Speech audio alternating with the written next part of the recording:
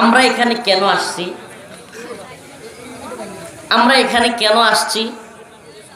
কোরআন সুন্নাহ থেকে উলামায়ে হক, উলামায়ে কেরামের মুখ থেকে কথা শুনবো এবং সেই অনুযায়ী আমল করে নিজেকে পরিবর্তন করব। এই তো উদ্দেশ্য, নাকি বলেন? আল্লাহ তাআলা আমাদের এই উদ্দেশ্য যদি থাকে, আল্লাহ চাহে তো আল্লাহ তাআলা আমাদেরকে এই আলোচনার মাধ্যমে উপকৃত করবেন এবং ক্ষমা করবেন। আর যদি উদ্দেশ্য না এমন না হয়, আল্লাহ মাফ করুক, উদ্দেশ্য হয় যেহেতু অনেক ফেসবুক ইউটিউবে দেখছি পরিচিত দুইজন হুজুর, অনেক পরিচিত আলোচিত হুজুররা আসতেছে, দেখতে গেলাম, একটু খায়সাত পূর্ণ করতে গেলাম, তাইলে কিন্তু আপনার এই নিয়তটা সহি না। আল্লাহ তাআলা আমাদেরকে ভুল নিয়ত থেকে হেফাজত করুক, বলেন আমিন। প্রিয় ভাইরা আমার,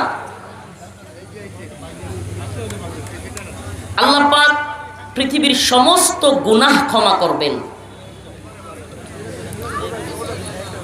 মুসনাদে আহমদের হাদিসের মধ্যে আসছে, হযরত আবু যর রাদিয়াল্লাহু আনহু হইতে বর্ণিত, রাসূলুল্লাহ সাল্লাল্লাহু আলাইহি ওয়াসাল্লাম বলেন,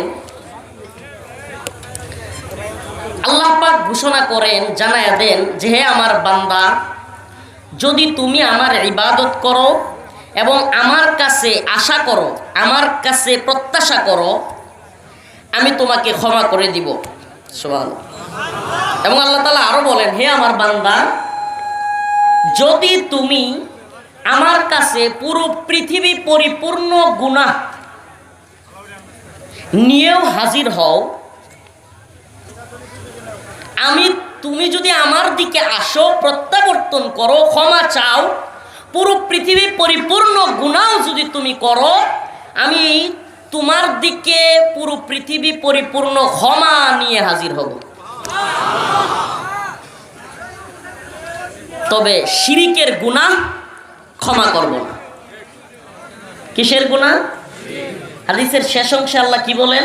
আবার বলছি, মুসনাদে আহমদের হাদিস, হযরতে আবু যর বলেন, এই চিল্লাচিল্লি করেন না, এনে আগানোর জায়গা নাই।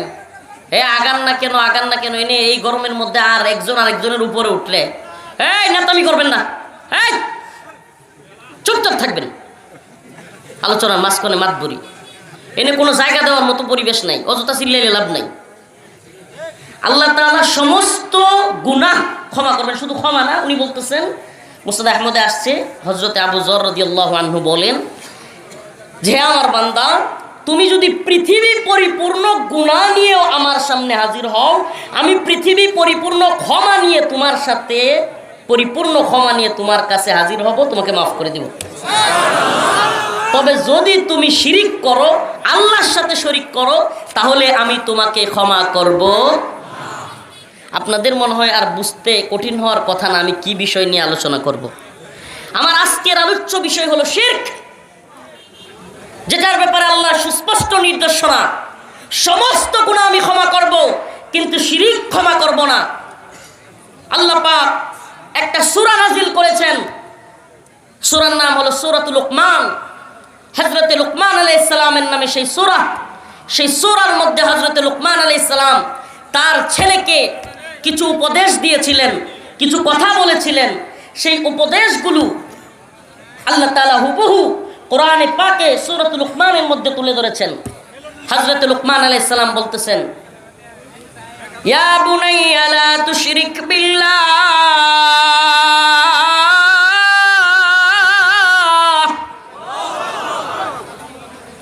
ইয়া বুনাইয়া, হে আমার ছেলে, হে বৎস, ইয়া বুনাইয়া লা তুশরিক বিল্লাহ, হে আমার ছেলে, আল্লাহর সাথে কাউকে শরীক করো না। ইন্নাশ শিরকা লাযুলমুন আযীম,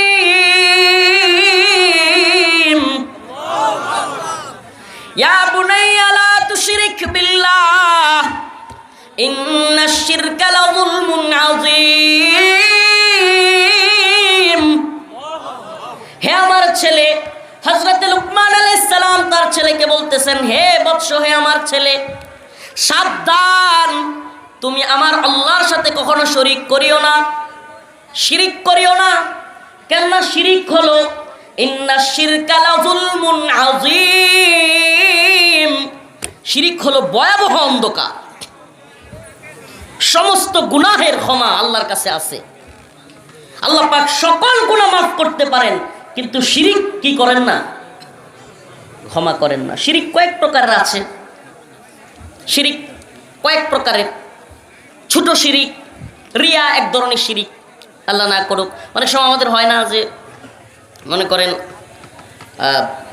পাত্রী দেখতেছে, ছেলেটার জন্য এখন বিয়ে শাদী হবে, এখন এমনিতে নামাজ পড়ে না, এখন শ্বশুর বাড়িতে গেছে, মানে মেয়ে দেখতে গেছে, আর মেয়ের বাড়ির পাশে একটা মসজিদ, কি করবে, একটা টুপি মাথায় দিয়ে নামাজ পড়তে দাঁড়াইছে, আর শ্বশুরের কোথায় বসছে, শ্বশুরের কোন অ্যাঙ্গেল থেকে শ্বশুর দেখতে পারবে, মানে যেহেতু সুন্দরী মেয়ে, বিয়েটা হোক সে চাচ্ছে, এখন শ্বশুর কোন অ্যাঙ্গেল থেকে দেখবে সে নামাজটা পড়লে, এখন ওইভাবে সুন্দর করে নামাজ পড়তেছে, নাউজুবিল্লাহ। এটাও এক ধরনের শিরক। মানুষকে দেখানোর জন্য, কাউকে খুশি করবার জন্য নামাজ পড়া, এটা কি? শিরক, শিরকে আসগর, ছোট শিরক। এরপরে আরেক ধরনের শিরিক আছে, যেই শিরিকটা ভয়াবহ। সেই শিরিকটা হলো সরাসরি আল্লাহকে বাদ দিয়া অন্য কারো উপাসনা করা, ইবাদত করা, আল্লাহকে বাদ দিয়া কাউকে সিজদা করা, দুর্গাকে কিংবা দরগায় গিয়া সিজদা করা, যে কোনো আল্লাহকে বাদ দিয়া কাউকে উপাস্য বানানো, কারো ইবাদত করা, এটা হলো শিরিকে আকবার, বড় শিরিক, ভয়াবহ শিরিক। প্রিয় ভাইয়েরা আমার, বন্ধুগণ আমার, আল্লাহ পাকের সাথে শরীক করা, যিনি আমাকে সৃষ্টি করলেন, যিনি আমাকে খাওয়ান, যিনি আমাকে পালেন, এই যে একটু গরম লাগছে, হাই হুতাশ, এই যে পাখা দিয়ে বাতাস করতেছে, আর এই পাখা সারাদিন এরকম করলে কি হবে যদি আল্লাহর বাতাস বন্ধ করে দিতেন? সম্ভব ছিল? আমরা এই যে লাইট দেওয়ার কারণে আমরা দেখি, ঠিক না? এই রাত্রেবেলায় এই লাইটগুলো জ্বালানোর কারণে আমরা কি করতেছি? দেখতেছি। কিন্তু যে অন্ধ, ওর সামনে 1000 লাইট জ্বালায় দিল, দেখবে? হ্যাঁ, তাইলে এই লাইট কি দেখানোর কোনো ক্ষমতা রাখে? সুবহানাল্লাহ।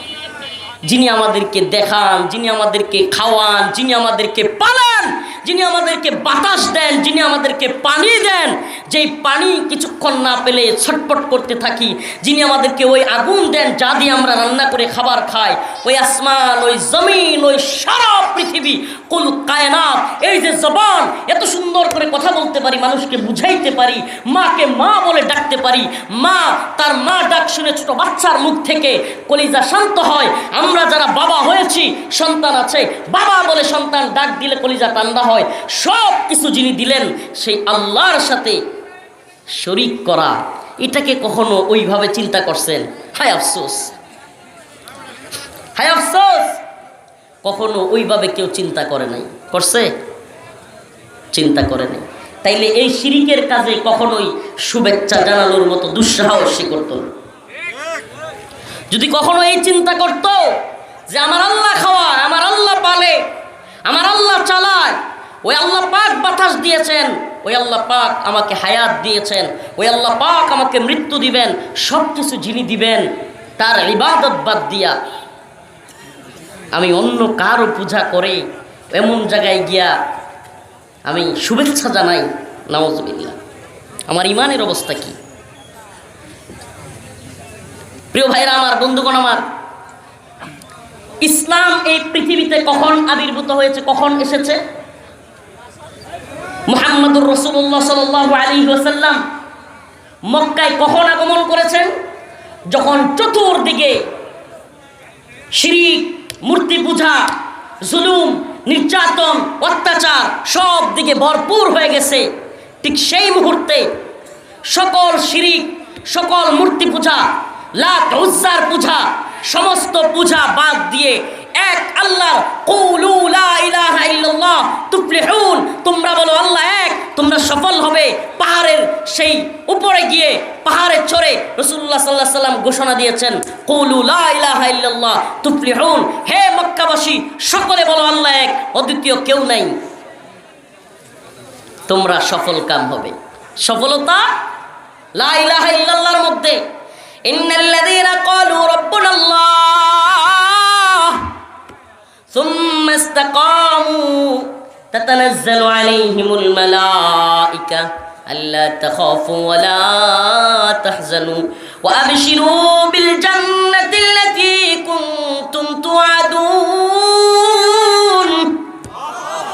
আল্লাহ রাব্বুল আলামিন বলেন, ইন্নাল্লাযীনা ক্বালু রাব্বুনাল্লাহ